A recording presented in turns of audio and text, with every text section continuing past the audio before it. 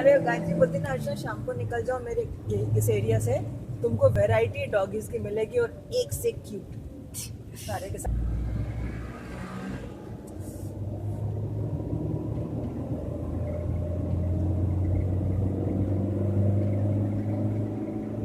Best time निकलने का यही होता है, घूमने का। तो डॉगीज का होता है टाइम। हाँ शहनशाह बन के निकलते हैं हम लोग सब। मेरी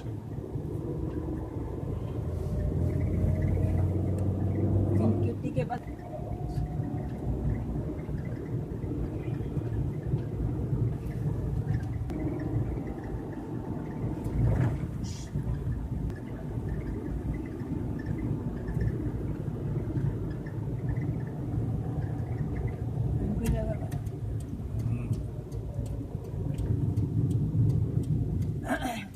फॉक्सी और अपन टाउन ऐसे प्रॉपर वो नहीं है।